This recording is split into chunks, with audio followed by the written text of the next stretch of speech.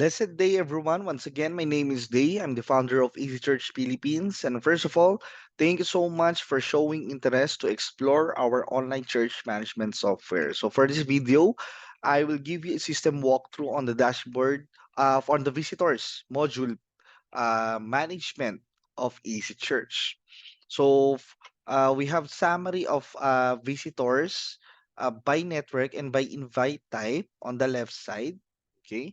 And same as sa members module, meron din po tayong advanced filter search for invite type. Kung Facebook walk-in or personal invitation, you can filter it by network, gender, and civil status. You can also search by name ang ating mga visitors. So again, saan po nag-add yung visitors? Sa ating mga worship service or events. So going back to the attendance page, punta lang po ako sa sample events. So once you click yung view event, meron po ditong new first timer. So once you add first timer on a specific worship service, automatic po yan, magdi-display po siya sa ating visitors page. Okay? So for visitors page, you can download all the visitors and for the list, meron tayong name, network name, sino yung group leader nila, gender, civil status, contact number, and the days active. So as you can see, meron po ditong feature that you can filter the qualified for membership visitors. So one of the features sa ating visitors module is pwede po tayong mag-track, okay, or pwede tayong mag-set up ng total number of worship service na umattend ng isang visitor. They will flag or they will tag as a qualified or potential members. So ang ibig sabihin lang po nun is lahat po ng magka-qualified for that setup or policy, okay, ay ay ini-inform ang ating mga leaders, pastors na pwede nang kausapin ang isang visitor.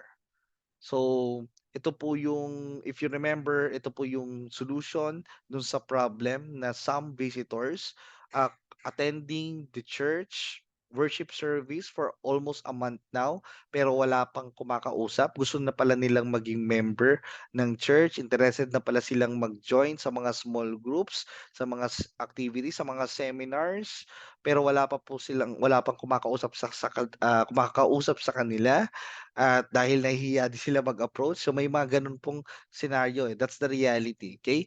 But, the approach here is become more proactive. So meaning, kahit hindi po sila mag-reach out sa atin by this system or by this feature, we can filter all the qualified members, okay?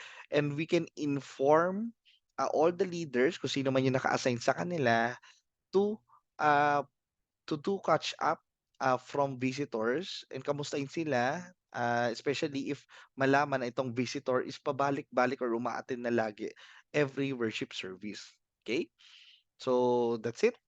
And almost same lang na members module. That's very straightforward and there's a lot more of improvements and features na nakaline up din for visitors management and hopefully we can get more inputs from you uh, based on the experience na-experience nyo po from your personal church.